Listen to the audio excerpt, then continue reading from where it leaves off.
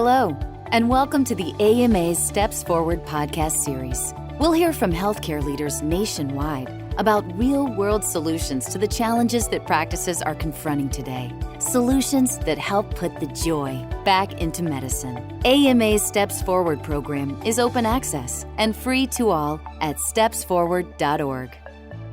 My name is Jill Jin, and I am a physician advisor with the AMA and an editor for Steps Forward, as well as a practicing internist at Northwestern. I have with me today Dr. Gaurav Agarwal, who is the author of the Steps Forward module, Scholars of Wellness. So Gaurav, thank you so much for taking the time to speak with me today. It's my pleasure. Thanks for having me. Of course. Do you want to start by giving a quick introduction of yourself, your background, and your current position? Sure. So I am an occupational and organizational psychiatrist.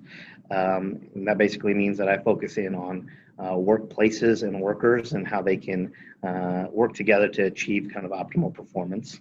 And my specialization is in healthcare professional wellness and thinking about the broad spectrum for physicians, particularly in terms of prevention, in terms of treatment of physicians, and identification of symptoms in physicians as well. My current role is the Director of Physician Wellbeing for Northwestern Medicine's medical groups, and I am responsible for working with about 2,000 physicians in our organization. You are the perfect person to speak to us about wellness today. So tell us a little bit about the Scholars of Wellness program at Northwestern. Sure. I'll tell you a little bit about kind of what the background was in terms of why we started it and what the unmet need was that we felt that we were trying to meet with the creation of it. So, as you know well, there are lots of organizations that have come out with the idea that the best way to deal with the burnout epidemic is really through addressing the organizational drivers of burnout. Steps Forward has been really instrumental in helping people figure out what are some of the ways they can address those drivers.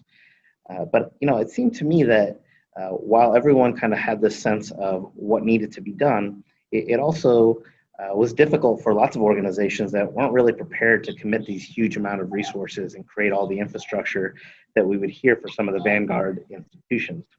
And I kept hearing from my colleagues on the ground that they had these simple ideas that they wish they could implement.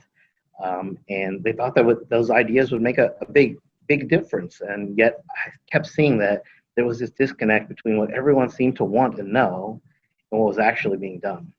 And so I said, what's the reason for this disconnect? And I started to think about, what knowledge and skills were needed for a local person to be an effective wellness change agent. And it started to become clear that part of that disconnect was that a lot of physicians lack, frankly, some of those key skills and knowledge to make effective, sustainable improvements. It's just not what we focus on in medical school and residency. There's plenty to learn, and this is just some of those skills that we didn't have a chance to know a lot about. And so with the Scholars of Wellness, we wanted to bridge that gap. And at its core, it's a faculty development and training program to create these wellness champions that have these three buckets of knowledge and skills that we think are needed. And that's really understanding how process and quality improvement works, what's the evidence around well-being, and two, how does change management change leadership work? And it's really designed to help people move past these kind of wellness committees and councils that are really full of well-meaning and interested people, but really trying to create a team of empowered and educated physicians who can actually create positive change. Yeah, got it. That is so important. And you're right, we get no training on that through our medical training.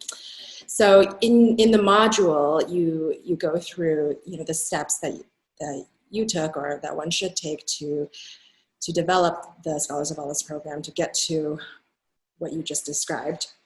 And we won't go through all the steps in this video, but I'll just go through the list of 8 steps here for our readers and listeners. So there are the 8 steps that you talk about are 1, establish a dyad leadership team with a physician wellbeing expert and a project manager. 2, approach leadership for buy-in and funding. 3, select scholars via a broad application process. 4, pair scholars with a process improvement coach and a wellbeing coach. 5, create and deliver curriculum. 6, focus on dual core objectives, faculty leadership development and implementing pilot interventions.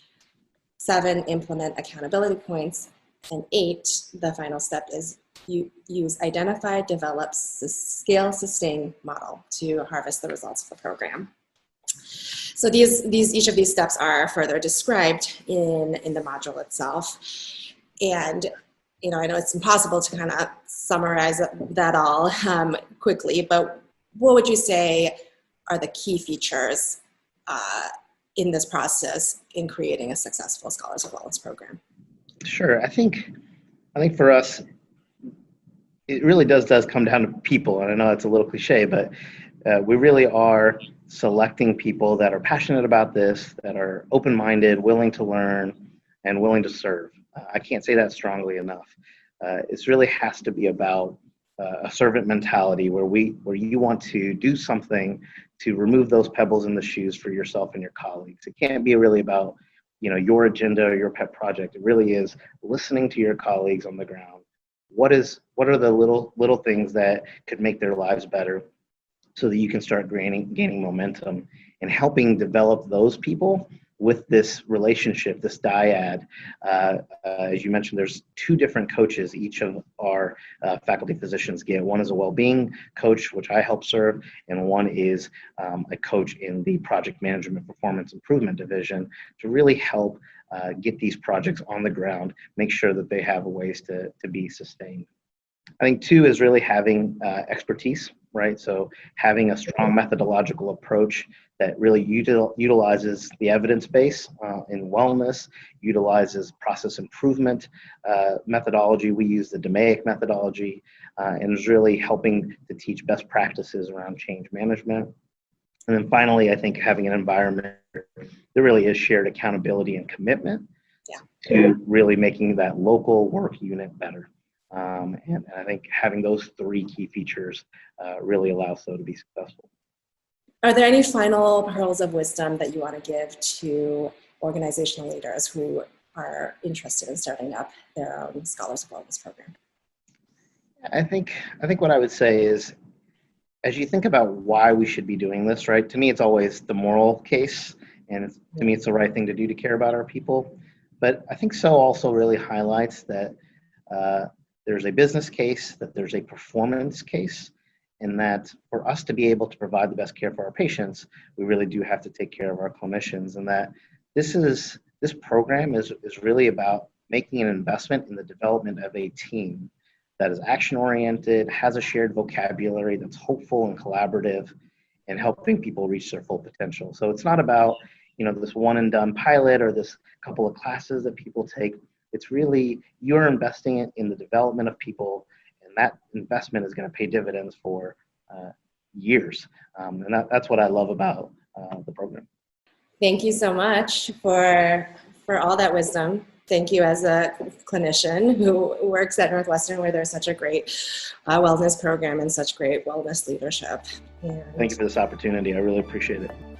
Thank you for listening to this episode from the AMA's Steps Forward podcast series. AMA's Steps Forward program is open access and free to all at stepsforward.org.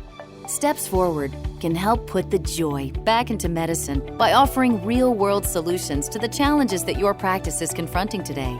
We look forward to you joining us next time on the AMA's Steps Forward podcast series. stepsforward.org.